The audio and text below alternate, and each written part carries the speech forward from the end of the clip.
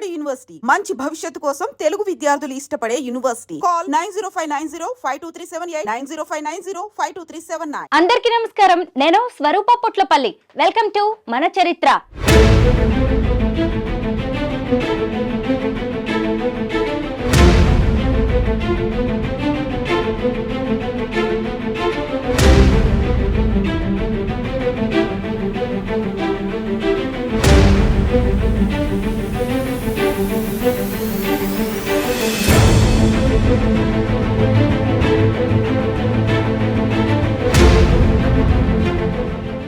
తెలంగాణ ఈ పదం వింటేనే ఓ వైబ్రేషన్ వస్తూ ఉంటుంది.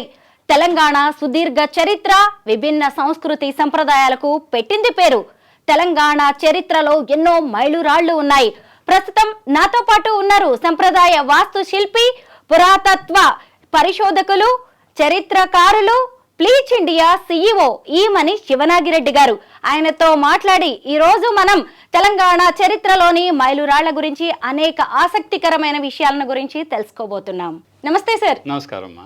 అసలు తెలంగాణ చరిత్ర గురించి మనం చెప్పుకోవాలంటే రోజుల తరబడి చెప్పుకోవచ్చు సార్. అవునవును. కొన్ని మైలురాళ్ల గురించి ఇవాళ మాట్లాడుకుందాం సార్. ఎస్, మీరన్నది అక్షరాల నిజం. ముందుగా తెలంగాణ ఏమిటి? తెలంగాణ ఎక్కడిది? తెలంగాణ అని అనుకుంటే మనందరికీ తెలిసిందే. అంటే ఆ పదానికి చాలా విస్తృత అర్థం ఉంది. వాటన్నిటికి మించి మనం గతంలో ఒకసారి శాసనాల్లోనూ సాహిత్యంలోనూ పేర్కొనబడింది త్రిలింగ దేశ వ్యవహార సిద్ధం బగు భాష తెలుగు అని అన్నాము. ఆ తెలుగు ఎక్కడ మాట్లాడుకుంటారో దాన్ని మొత్తాన్ని నిజంగా తెలంగాణ అని అన్నారు. అలాగే త్రిలింగం, తెలంగాణ, తెలంగాణ ఇలా రకరకాల పదాలతో ప్రస్తుతం మనం ఉన్నటువంటి తెలంగాణ గతంలో ఇంకా విస్తృతి చెంది ఉన్నటువంటి భూభాగం. అయితే ఈ తెలంగాణ చరిత్ర ఆలోచిస్తే ఒకటి కాదు, రెండు కాదు, శతాబ్దాలు కాదు, మిలేనియం ఇయర్స్ నుంచి దీనికి ఒక ఘనమైన సుదీర్ఘ చరిత్ర ఉంది మీరు చెప్పినట్లుగా. అయితే ఈ చరిత్ర అసలు ఇప్పుడు ప్రారంభమైంది అంటే దీనికి అసలు ఈ ప్రారంభమైనట్టు ఎలా తెలుసుకున్నాము అంటే పురావస్తు పరిశోధనలు మనందరికీ తెలిసిందే కదా. దీంట్లో తెలంగాణ చరిత్ర అనేదానికి అనేక ఆధారాలు ఉంటాయి. ఏమిటి ఆధారాలు అంటే మనకు ఆది మానవుడు వాడినటువంటి ఈ రాతి గొడ్డళ్ళు, ఆ తర్వాత కాలాల్లో తయారించినటువంటి అనేక పరికరాలు, ఇవన్నీ కూడా ఈ చరిత్రని అంచనా వేయటానికి దోహదం చేస్తాయి. వాటిల్లో మనం అనుకున్నట్టుగా పాతరాతి యుగం. ఎప్పటిది పాతరాతి యుగం? దాని తర్వాత ఏమైంది? మధ్యరాతి యుగం. ఆ తర్వాత ఏమైంది? కొత్త రాతి యుగం. ఆ తర్వాత ఏమైంది? రాతి యుగం. మళ్ళీ రాగి వచ్చేసింది అప్పటికి. ఆ తర్వాత ఏమైంది? ఇనుమును కనుక్కున్నారు, పెను మార్పులు వచ్చేసాయి. ఇనుము తర్వాత ఏమైంది? ఇక ఇప్పుడైతే ఇనుము కనుక్కున్నారో ఆయుధాలు తయారయ్యాయి, పనిముట్లు తయారయ్యాయి. ఇవన్నీ కూడా ఏ ఆయుధాన్ని చేతబుట్టాడో అతను ఒక లీడర్గా తయారయ్యి గ్రూపులందరికీ నాయకుడు తయారయ్యాడు. అలా ఒక చోట కుదురుగా నిలబడ్డారు. అలా గ్రామాలు వచ్చాయి, గ్రామాలు పట్టణాలుగా రూపాంతరం చెందాయి. అదిగో దాన్ని ఇనుపయుగం అంటాం మనం. ఇనుపయుగం తర్వాత చారిత్రక తొలియుగం. ఇక రాచరికాలన్నీ వచ్చాయి, రాజులు వచ్చారు, నగరాలు వచ్చినాయి, రాజధాని వచ్చింది, కోటగోడలు వచ్చాయి. ఇక విస్తృత సమాచార వ్యవస్థ కూడా ఉంది, చక్కటి పరిపాలన కుదురుకుంది. దాన్ని మనం చారిత్రక తొలియుగం అంటాం. ఆ తర్వాత చారిత్రక తొలి మధ్యయుగం అంటాం. అంటే క్రీస్తు శకం 4వ శతాబ్దం నుంచి 10వ శతాబ్దం వరకు. 10 తర్వాత మధ్యయుగం అంటాం, 15 వరకు. 15 తర్వాత మళ్ళీ మీకు అనంతర మధ్యయుగం అంటాం. ఇలా ఇన్ని రకాల యుగాల గురించి ఇక్కడ మనం చెప్పుకోగలిగాం. అంటే కాకతీయ అనంతరం వచ్చినటువంటి రేచర్ల పద్మనాయకులు, ఆ తర్వాత వచ్చిన కుతుబ్ షాహీలు, అలా మధ్యయుగానికైతే ఆ మధ్య లాస్ట్లో చిట్ట చివరికి వచ్చేసినంత లేట్ మెడివల్ పీరియడ్ అంటారు. దానికి అసఫ్ జాహీలు ఉన్నారు. వాళ్ళు మోడర్న్ పీరియడ్కి కొంచెం దగ్గరగా ఉంటారు ప్రారంభంలో. ఆ తర్వాత మోడర్న్ పీరియడ్లో కూడా వారు పరిపాలించారు. 1947 సెప్టెంబర్ 17వ తేదీన ఈ హైదరాబాద్ సంస్థానం అనేది, నిజాం డొమినియన్ అంటాం కదా, అది భారత ప్రభుత్వంలో విలీనమైన తర్వాత అప్పుడు హైదరాబాద్ రాష్ట్రంగా ఏర్పడింది. ఆ తర్వాత 1956 నవంబర్ 1వ తేదీన భాషా ప్రయుక్త రాష్ట్రాల నేపథ్యంలో ఉమ్మడి ఆంధ్రప్రదేశ్ రాష్ట్రం ఏర్పడినప్పుడు హైదరాబాద్ రాష్ట్రం అందులో కలిసిపోయింది. అలా కలిసినటువంటి ఈ రెండు ప్రాంతాలు మొన్నటి వరకు 2014 జూన్ 2వ తారీఖు వరకు కలిసి ఉన్నాయి. ఆ తర్వాత భిన్న సంప్రదాయాల నేపథ్యంలో విడిపోతే బాగుండు అన్న ఆలోచనతో తెలంగాణ రాష్ట్రం ఏర్పాటైన దగ్గర నుంచి తన ప్రస్థానాన్ని మునుపెన్నడూ లేనంత వేగంగా అందరూ ఆశ్చర్యపడేలా ప్రగతిని సాధిస్తోంది తెలంగాణ. ఈ తెలంగాణకు అంత చరిత్ర ఉంది కదా. మరి ఈ చరిత్రకి అసలు ఆధారాలు ఏమిటి అన్నప్పుడు పురావస్తు అనుకున్నాం. మరి 1914 సంవత్సరంలో అప్పటి నిజాం ప్రభు అయిన మీర్ ఉస్మాన్ అలీ ఖాన్ ఆయన పురావస్తు శాఖను ఏర్పాటు చేశారు. దానికి గులాం యాజ్దాని గారు డైరెక్టర్గా ఉండేవారు. ఆయన విస్తృతంగా జరిపిన పరిశోధనలో ఎన్నో వచ్చాయి. వాటిల్లో చాలా విషయాలు వెలుగులోకి వచ్చిన వాటిని విశ్లేషించి చరిత్రని పునర్నిర్మించటం ప్రారంభమైంది. అప్పటికి పాఠ్యపుస్తకాలు తయారయ్యాయి. అయితే అంతటితో ఆగలేదు. ఆయన 1941 వరకు డైరెక్టర్గా కొనసాగారు. ఆ తర్వాత మరికొంతమంది వచ్చారు. మళ్ళీ ఉమ్మడి ఆంధ్రప్రదేశ్లో కూడా ఈ ప్రాంతంలో కొన్ని పరిశోధనలు జరిగాయి. ఈ నేపథ్యంలో మనం ఆలోచిస్తే అసలు చాలా విషయాలను చర్చించుకోవటానికి మనం నిజంగానే సమగ్ర తెలంగాణ చరిత్ర సంస్కృతి అన్న నేపథ్యంలో విస్తృతంగా అధ్యయనం చేయవలసిన అవసరం ఉంది. కానీ మనం మైలురాళ్లను మాత్రమే ప్రస్తుతం చెప్పుకుందాం. ఆ మైలురాళ్ళకు వచ్చేతలకి మనకేమైందంటే మధ్యరాతి యుగం అంటాం మనం. మధ్యరాతి యుగం, పాతరాతి యుగం అంటే ముడి రాళ్లతో కొద్దిగా ఆయన పరికరంగా వాడుకోవడానికి వీలుగా ఉండేది.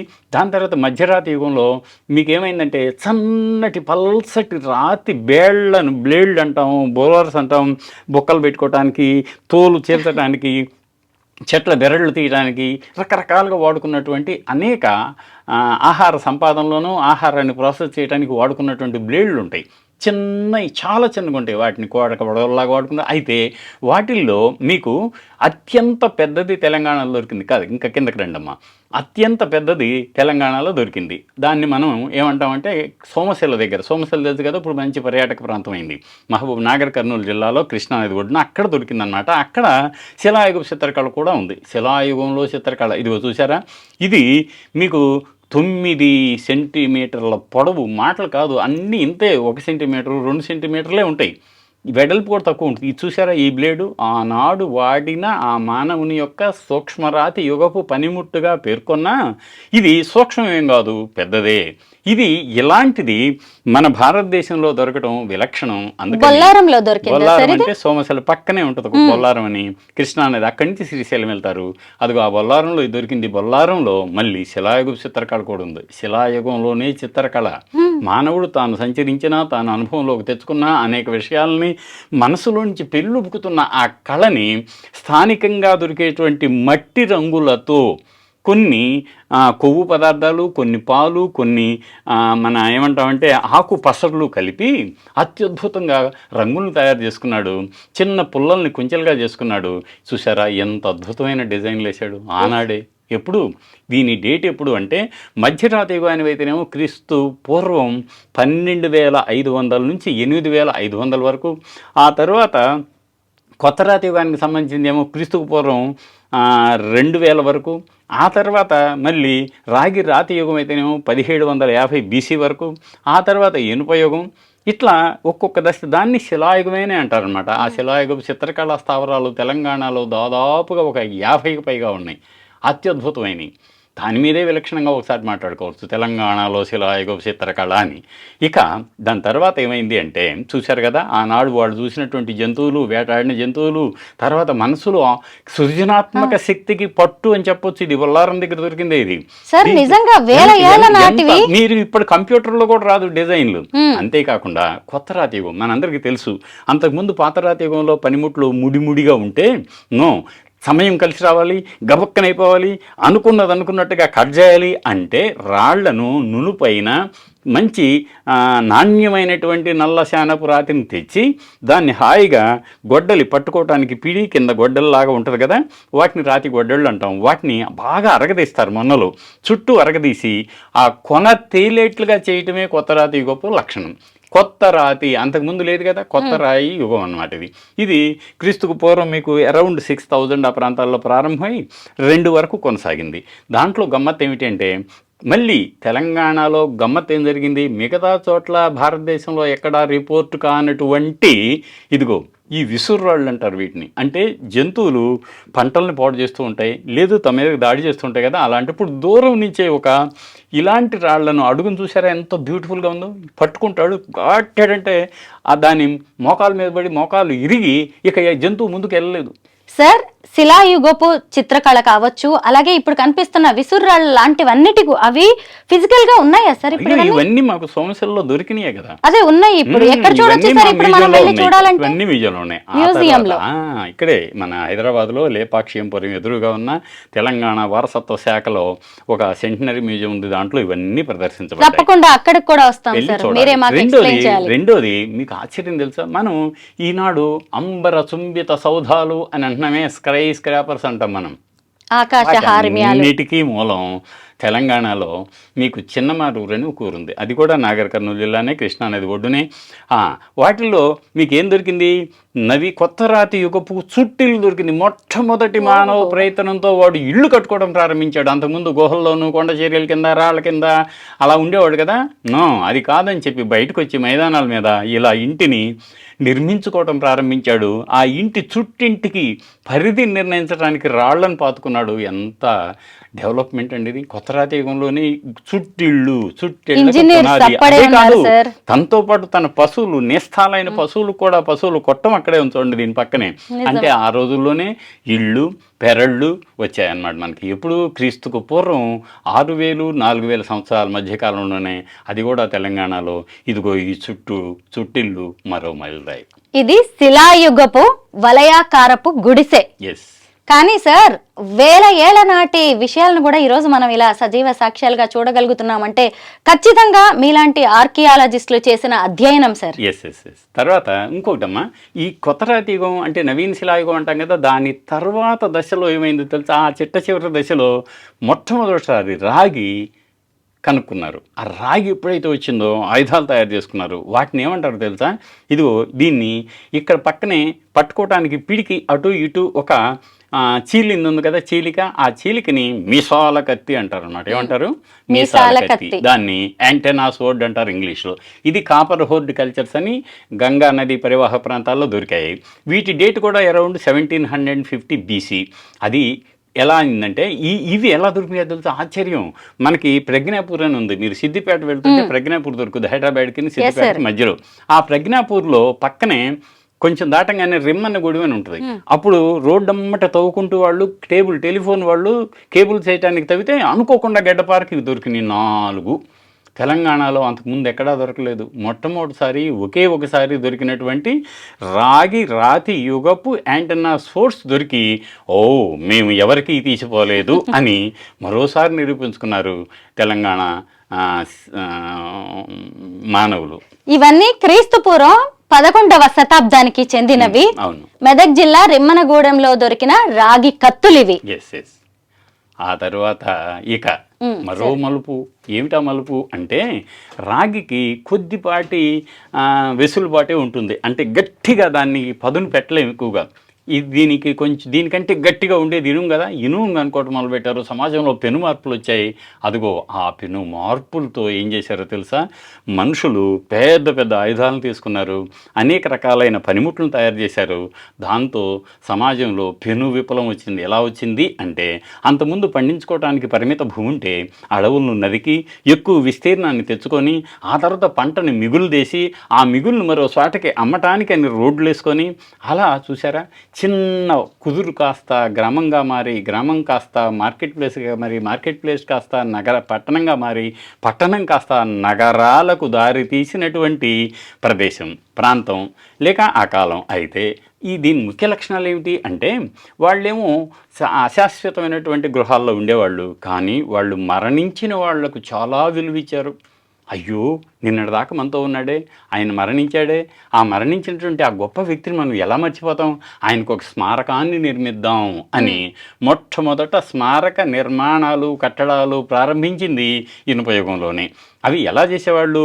1, భూమి లోపల గుంట తీసి మరణించిన వాళ్ళని అక్కడే పెట్టడం. 2, భూమి పైన కూడా గదులు కట్టి ఆ గదుల్లో భద్రపరచటం వేరు. అలా ఎక్కడైతే ఉండారో చుట్టూ మట్టి పోసి, మట్టి చుట్టూ పెద్ద పెద్ద బండరాళ్ళను దొళ్ళించుకొని, గుండ్రంగా ఏర్పాటు చేసుకుంటారు. అది ఒక రకమైతే, రెండు అక్కడ ఇదిగో ఇట్లా గుండు చుట్టూ గుండ్రపు రాళ్ళు, ఇదేం భూమి లోపల ఉంది ఇది కదా, రంగారెడ్డి జిల్లా లింగంపల్లిలో బయటపడింది కదా సార్. సెంట్రల్ యూనివర్సిటీలో ఇది. అయితే ఈ సెంట్రల్ యూనివర్సిటీలో 2001లో మేము తవ్వకాలు చేసాము. ఇదిగో డాక్టర్ బి సుబ్రహ్మణ్యం గారిని మా డిపార్ట్మెంట్ నుంచి, అలోక పరాశర్ మేడం అని సెంట్రల్ యూనివర్సిటీ ప్రొఫెసర్ గారు, వాళ్ళంతా ఉండగా మేము తవ్వకాలు చేసాం అనమాట. దాని పక్కనే కేపీ రావు గారని అక్కడ ప్రొఫెసరే ఇంకొక ఆయన దాని పక్కనే తవ్వాడు. అయితే ఇదిగో ఈ నిలువు కనిపిస్తుంది, దాన్ని నిలువు రాయి అంటాం. ఇటీవల మీరు 4 రోజుల క్రితం పేపర్లో చూశారు కదా, 3 మాల నిలువు రాళ్లకు యునెస్కో తాత్కాలిక గుర్తింపు జాబితాలో చోటు దక్కించుకుంది కదా. అది మరి మామూలు మాటలు కాదు. అదిగో అదే కోవకు చెందిన నిలువురాయి.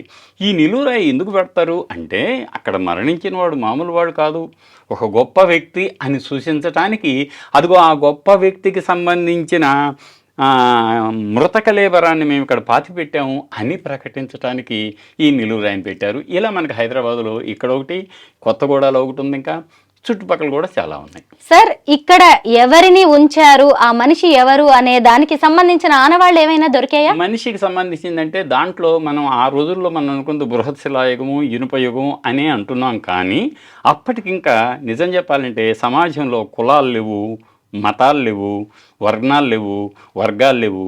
అప్పుడు ఉందంతా కూడా ఒకే జనం. ఆ జనంలో బాగా పేరు పొందినటువంటి వారు మరణించినప్పుడు అది చేసేవాళ్ళు. వృత్తులు ఉన్నాయి, ఒకే వ్యక్తి అన్ని వృత్తులు చేసేవాడు. ఆ తరువాత కాలంలోనే వృత్తుల పరంగా బృందాలు ఏర్పడి ఆ బృందాలు కులాలుగా రూపాంతరం చెందాయి. అయితే మరి ఈ హైదరాబాద్ సెంట్రల్ యూనివర్సిటీలో తవ్వకాలలో దొరికినటువంటి మైలురాయి ఏమిటి అంటే, చూసారా, ఇప్పుడు మనం చూస్తున్న ఏమిటనుకుంటున్నారు, ఆనాటి ఆహార పదార్థాలు లక్కీగా దొరికాయి. దాటిని కేపీ రావు గారు డేటింగ్ చేయించారు. డేటింగ్ చేయిస్తే క్రీస్తుకు పూర్వం 2200కి వెళ్ళిందమ్మా. ఏది ఇనుప యుగపు చరిత్ర. అంతకుముందు 1000 ఏళ్ళు అనుకున్నాం మనం, 1100 ఏళ్ళు అనుకున్నాం. ఇంకొక 1000 ఏళ్ల ముందుకు నెట్టింది. ఏది ఈ మిల్లెట్ గ్రెయిన్స్ తెలిసిందనమాట. అలా మనకి ఇది ఒక మైలురాయి కదా మరి. సరే, గ్రేట్. అసలు మనం తీసుకున్న చిరుధాన్యాలను బట్టి అసలు మనం ఏ యుగంలో ఉన్నామో తెలంగాణ నుంచి ఆధారం రావడం గొప్ప విషయం. గొప్ప విషయం సార్. అలా ఈ మీలాంటి చరిత్రకారుల వల్లే సార్ ఇన్ని అద్భుతాలు నిజమవుతున్నాయి. ఆ తర్వాత ఇంకొక ఆశ్చర్యం ఏమిటో తెలుసా మీకు, మనం ఇట్లాగే ప్రాజెక్టులు కడుతూ ఉంటారు. ప్రాజెక్టుల్లో అనేక చారిత్రక ప్రదేశాలు మునిగిపోతూ ఉంటాయి. వాటిని కొన్ని కాపాడతారు, కొన్ని తవ్వకాలు చేస్తారు, కొన్ని పరిరక్షిస్తూ ఉంటారు కదా. తద్వారా మరుగున పడిన మన వారసత్వ విలువలన్నీ బయటకు వస్తూ ఉంటాయి. అదిగో అలా వచ్చింది పోచంపాడు శ్రీరామ్ సాగర్ ప్రాజెక్ట్ అని. దాన్ని కట్టేటప్పుడు మునిగిపోయినటువంటి పోచంపాడు అనే దగ్గర జరిపిన త్రవ్వకాల్లో గమ్మత్తైన విషయం ఉంది. ఏమిటి, గుర్రపు అస్థిపంజరం దొరికింది. అంటే ఏమిటి, ఆనాడే డగ డగ డగ డగమని మీకు వెనక మనం చూసేవాళ్ళం కదా.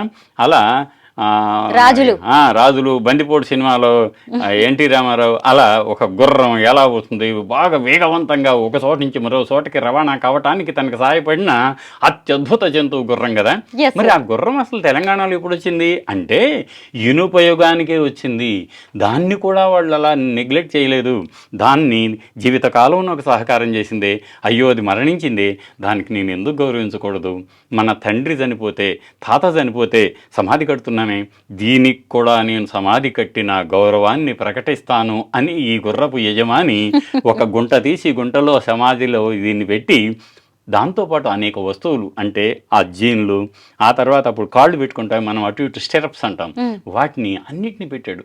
మరి ఇది తెలంగాణలో గుర్రం ఉందని, వాడేవాళ్ళని, ఆ తర్వాత వీళ్ళు అంత చాకచక్యంగా తమ ప్రయాణాలను కొనసాగించారని తెలియజేయటానికి ఈ పోచంపాడు తవ్వకాల్లో వెలుగు చూసినటువంటి గుర్రపు అస్థి పంజరమే ఉదాహరణ. ఇదొక మైలురాయి కాకేమిటి సార్? అసలు మన తోటి మనుషులకే విలువ ఇవ్వలేని రోజుల్లో మనముంటే ఒక గుర్రాన్ని కూడా పాతిపెట్టి ఈ రోజుకి కూడా మనకి ఆ జ్ఞాపకాలని సజీవంగా అసలు అందించారంటే ఎంత ముందు చూపు ఉన్నవారు సార్ వారంతా. అలా ఆలోచిస్తే విలువలన్నీ ఆ రోజుల్లో అలా నిలువుగా ఉన్నాయి, రాను రాను పలచబడుతున్నాయి. అది వేరే విషయం. అయితే చూశారు కదా, ఆ తవ్వకాలు ఇంకేం దొరికాయి చూడండి. ఇదిగో గొడ్డలి, ఒక గండ్రగొడ్డలు అక్కడే దొరికింది, కొడవళ్ళు దొరికాయి, అంకుశం, అరే మదపు టేనుగును కూడా 2 నిమిషాల్లో చిటికేసి నియంత్రించగల శక్తి తెలంగాణ వారికి క్రీస్తుకు పూర్వం ఇనుపయుగంలోనే ఉంది అంటానికి ఇదిగో అంకుశాలు దొరికాయి.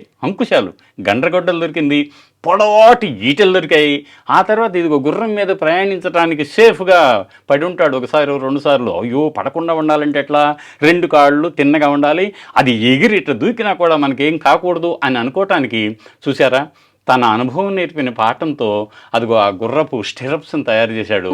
అవి అక్కడే దొరికాయి. దాంతోపాటు అనేక బాడిసెలు, ఉళ్ళు, పరికరాలు కూడా ఆ పోచంపాడు తవ్వకాల్లో వెలుగులోకి వచ్చి మున్నెన్నడూ లేని చారిత్రక సాక్ష్యాలను అందించి తెలంగాణ ప్రజల అప్పటి జీవన విధానాన్ని ఖచ్చితంగా అంచనా వేయటానికి ఇవన్నీ కూడా చక్కటి ఆధారాలుగా బాసిల్లుతున్నాయి. ఇవి కూడా మరో మైలురాయి. ఇంకొకటి చెప్పమంటారా, చింపిరి జుట్టు అంటే మనం ఆ చింపిరి జుట్టును సరి చేసుకోవచ్చు కదా అని మనం కొంచెం అసహనంగా ఉంటాం ఎవరికన్నా జుట్టు ముందుకు వస్తే. అలా ఇప్పుడు ఫ్యాషన్ల సంగతి వేరు. కానీ ఆ రోజుల్లో ఇలా ఈ వేళ్లతో మునివేళ్లతో వెంట్రుకలను అలా చేసుకోవటం చాలా కష్టంగా ఉండి, అది ఇట్లా ఎందుకు చేసుకోవాలి, అలాంటిది మనం ఎందుకు చేయకూడదు అని అటు కొయ్యతోనూ ఇటు దంతంతోనూ అనేక రకాలుగా కోత కోసి, ఎందుకు ఇను వచ్చింది రంపాలు వచ్చాయి, కోత కోసి దంతాన్ని దువ్వెనగా చేసి మొట్టమొదటి దువ్వెన తెలంగాణలో పోచంపాడు తవ్వకాల్లోనే దొరికింది. మొట్టమొదటిది. ఇది కూడా 1500 BC. ఆశ్చర్యం కదా. అంటే ఇప్పటికి 3500 సంవత్సరాల నాడే ఫ్యాషన్ల పట్ల మొగ్గు చూపుతున్నారు అని అనుకోవచ్చు. ఇది ఒక మైలురాయి. ఇది క్రీస్తు పూర్వం 800లో దొరికింది. Great sir. అసలు సరే, అది ఆ దంతం దేనిది అనేది ఏదైనా ఆనవాళ్ళు దొరికాయా సార్? ఆ దంతం ఏ జంతువుది అని అది తెలియదు. దంతం అనగానే జనరల్ గా ఎలిఫెంట్, మనం అంతే, ఏనుగు తప్ప ఇంత పెద్దది దేనికి. మీరు ఇక్కడ చూశారు కదా, ఇవి ఈ ఇనుపయుగానికి సంబంధించినటువంటివి వరంగల్లో, అంటే ఇందాక మనం అనుకున్న శిలాయుగంలో, మధ్యరాతి యుగంలో ప్రారంభమైన శిలాయుగం, అటు సూక్ష్మరాతి యుగం, ఆ తర్వాత మళ్ళీ కొత్త రాతి యుగం, ఆ తర్వాత రాగిరాతి యుగం, ఆ తర్వాత ఇనుప యుగంలో కూడా కొనసాగింది అని చెప్పడానికి ఇదిగో మీకు తాడువాయి దగ్గర ఈ బండాల అని ఒక ఊరిలో దొరికినటువంటి ఆధారాలే సాక్ష్యం. ఇవన్నీ ఒక్కొక్క మైలురాయి నేను ఇంతకు ముందు మైలురాయిల కంటే ఏమాత్రం తీసుకోను కదా అన్న చరిత్రను మన ముందు వెళ్ళగొక్కుతుంది. ఇది ములుగు జిల్లా తాడువాయిలోనా సార్? మంత్రి సీతక్క గారి నియోజకవర్గం ఇది. పక్కనే. ఇంకా మనకి మరొకటి ఆశ్చర్యం ఏమిటంటే, ఇలా ఇదిగో మళ్ళీ తెలంగాణలోనే గమ్మత్ చూశారు మీరు, కదంబాపూర్ అని మీకు పెద్దపల్లి జిల్లాలో ఉంది. ఇది అక్కడ జరిపిన త్రవ్వకాలు ఏమొచ్చింది తెలుసా, ఇవన్నీ ఇనుపయుగ సమాధులే. ఇనుపయుగంలో మరి సముద్రంలో దొరికే ఇవి ఇక్కడ చూడండి, శంఖం దొరికింది. మాటల శంఖం అంటే ఏమిటి, సముద్రపు తీరంలో దొరుకుద్ది. ఎక్కడి తీరాంధ్రం, ఎక్కడి పెద్దపల్లి, ఇలా నిలువుగా చూసినా మీకు ఎట్ట చూసినా కూడా మినిమం 300 కిలోమీటర్లు ఉంటుంది కదా, 400 కిలోమీటర్లు ఉంటుంది. దాని అర్థం ఏమిటి, ఆ రోజుల్లోనే ఇనుపయుగంలోనే ప్రజలు ఒక చోట నుంచి మరొక చోటకి వెళ్ళటం, వర్తక వ్యాపారాలు కూడా కొనసాగించారు అని తెలియజేయడానికి ఇది చక్కటి ఉదాహరణ. కేవలం నీటి వరకే కాదు, నీటి మీద కూడా ప్రయాణం చేశారని చెప్పడానికి ఇది తెలంగాణ వాసులు ఆనాడు అంతటి సాహసోపేతమైనటువంటి కార్యక్రమాలను నిర్వహించారు. ఇక మరణించిన వారిని ఏం చేసేవాళ్ళు, ఆశ్చర్యం, అలాగే పెట్టడం, లేక మన పెట్టలకు వదిలేస్తే పక్షులకు వదిలేస్తే ఆ పక్షులు మాంసాన్ని అంతా తినేసి బోన్స్ వదిలేసి ఆ బోన్స్ని తెచ్చి మళ్ళీ తర్వాత కొండల్లో పెట్టు, లేకపోతే చిన్న దాంట్లో తొట్టుల్లో పెట్టు దాచుకునేవాళ్ళు. అది ఒక రకం. కానీ అలా శవాన్ని యాజ్ ఇట్ ఈజ్గా మట్టిలో పెడితే బాగుండదేమో, ఆయన గౌరవించాలి కదా మనమని శవపేటికలు తయారయ్యాయి. ఆ రోజుల్లోనే శవపేటికలు, మట్టితో తయారు చేసిన శవపేటికను కాల్చి గట్టిపరిచి దాన్ని తీసుకొచ్చి భూమిలో పెట్టి దాని మీద మరణించిన వారు అస్థిపంజరాన్ని ఉంచారంటే ఆ రోజుల్లో మరణించిన వారు పొందిన గౌరవం ఏ పాటిదో మనం ఆశీర్చవచ్చు. దీంట్లో ఎంతో స్కిల్ ఉందన్నమాట. ఇక ఆశ్చర్యం ఏమిటంటే, మరణించిన వాళ్ళు 1, 2, 3 దీన్ని కుటుంబ సమాధులు అంటారు. అంటే ఆయన అయ్యో ఇదివరకు మా కుటుంబం వాడిని అక్కడ పెట్టాం కదా, ఇంకొకటి చనిపోతే మళ్ళీ పక్కన పెట్టడం, ఇంకొకటి చనిపోతే మళ్ళీ పక్కన పెట్టడం, ఇది చక్కటి సమిష్టి ఉమ్మడి కుటుంబ వ్యవస్థకు నిదర్శనం. ఇది మరి మైలురాయి కాదా?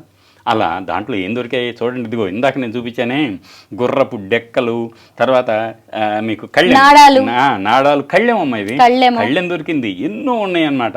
కత్తెర కూడా దొరికింది. ఇది కత్తెర, ఆశ్చర్యం. ఆ రోజుల్లోనే ఇనుపయుగంలో కత్తెర, జుట్టు కత్తిరించుకోవచ్చు, బట్టలు కత్తిరించుకోవచ్చు.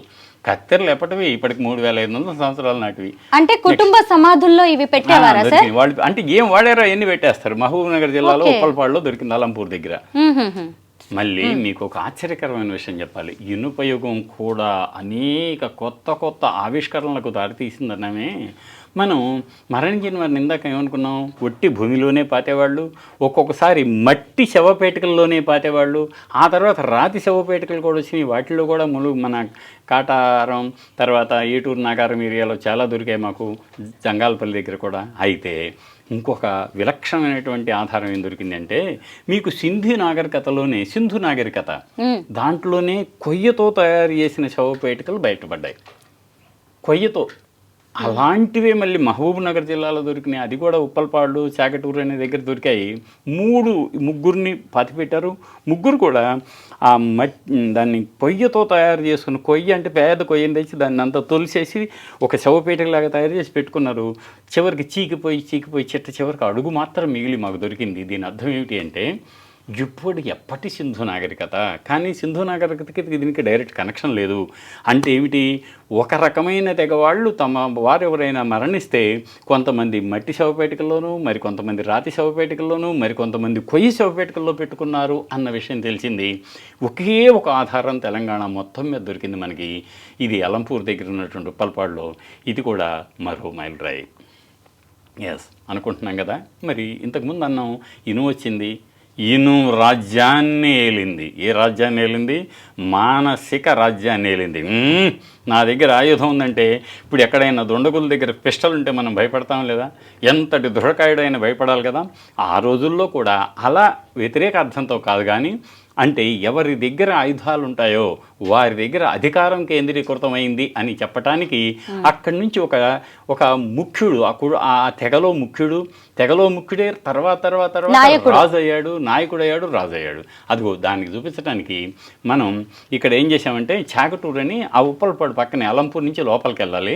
వెళ్ళిన తర్వాత ఏమైంది, 2 పెద్ద బరియర్స్ దొరికినాయి. మా డిపార్ట్మెంట్ వాళ్ళు డాక్టర్ వివి కృష్ణ శాస్త్రి గారు, డిఎల్ఎన్ శాస్త్రి గారు వాళ్ళు తవ్వారు, డాక్టర్ బి సుబ్రహ్మణ్యం గారు. ఆ తవ్వకాల్లో ఎప్పుడు 1977, ఆ 77లో నేను ఇంకా డిపార్ట్మెంట్లో చేరాను. నేను 81లో చేరాను. అక్కడ ఏమైంది తెలుసా, పెద్ద సమాధి, మామూలు మాటలు కాదు. ఈ సమాధిది చుట్టూ చూడండి డ్రెస్సుడు ఉన్నాయి, హాయిగా దాన్ని అద్భుతంగా భద్రపరుచుకున్నారు. దీన్ని 2 కదా, ఒకటి పెద్దది, కొంచెం చిన్నది. వీటిని ఏమంటున్నారు తెలుసా, రాజు రాణి, కింగ్ బరియల్, క్వీన్ బరియల్ అని పేర్లు పెట్టారు.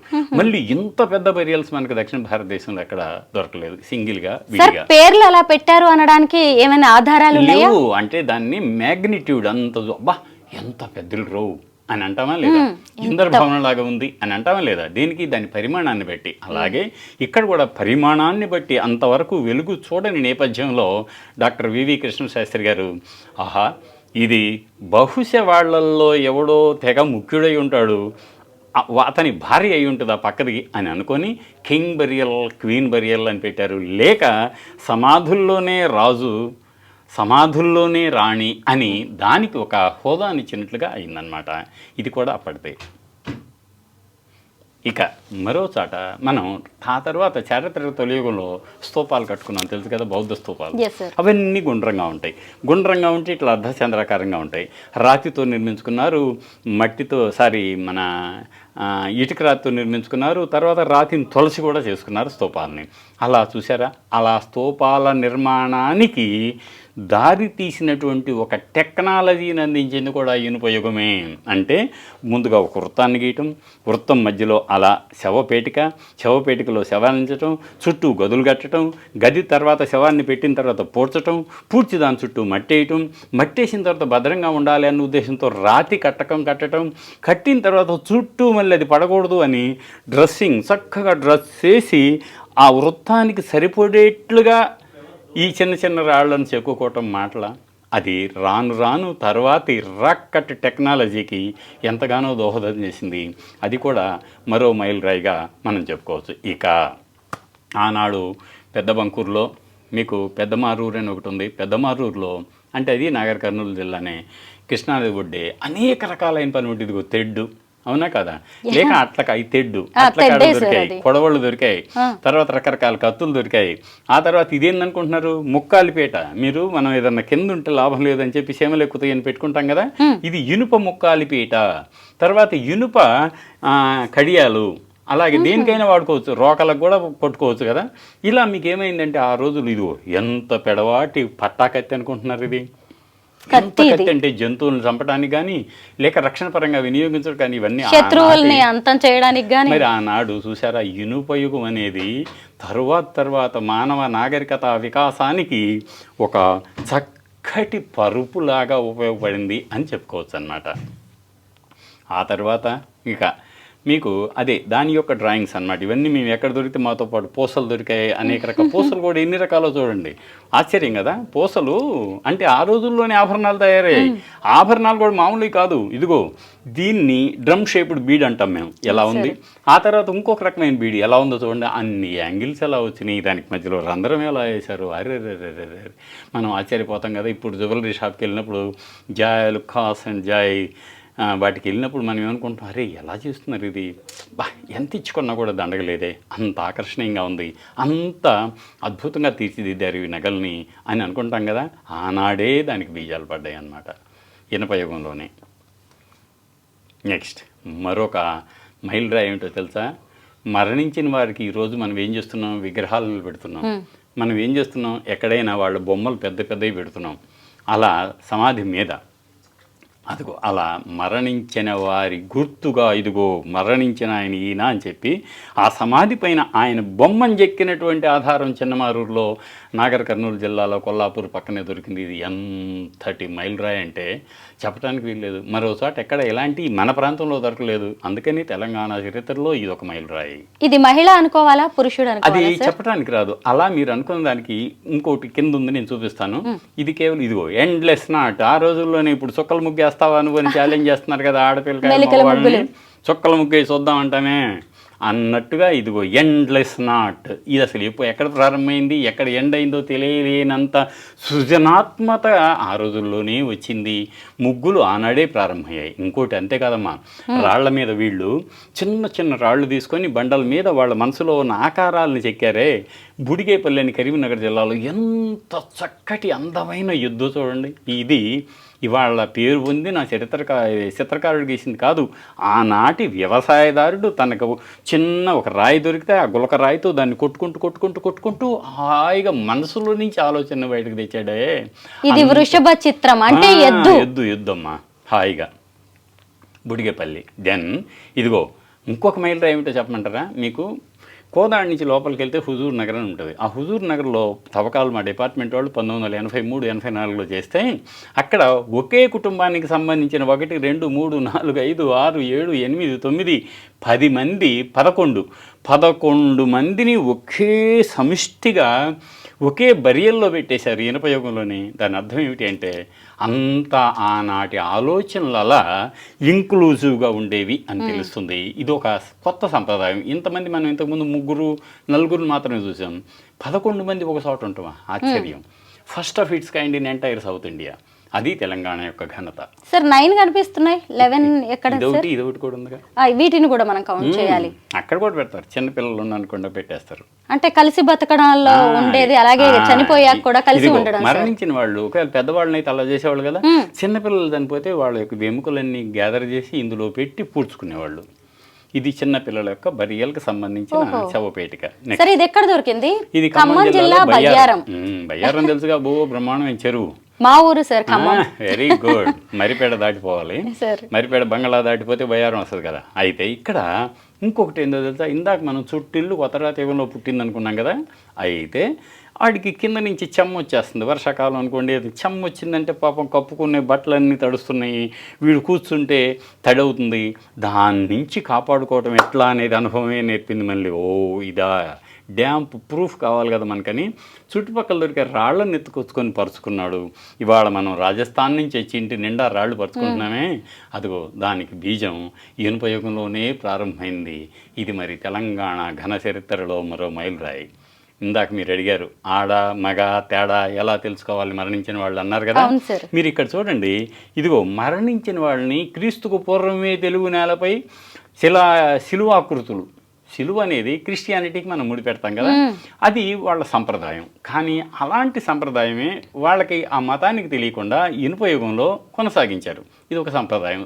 ఈ సంప్రదాయంలో ఏం చేశారు, మగవాడు చనిపోతే మామూలుగాను, ఆడవారు చనిపోతే వక్షస్థలంలో స్థనాలను చూపించి రెండిటికి తేడాలన్నమాట. ఇదిగో ఇవన్నీ మామూలు వాళ్ళు. స్త్రీలు ఇక్కడ ఈమె స్త్రీ చూసారా, తల, 2 వక్షస్థలాలు, పాలిండ్లు, ఆ తర్వాత చేతులు, ఇది బాడీ చూసారా.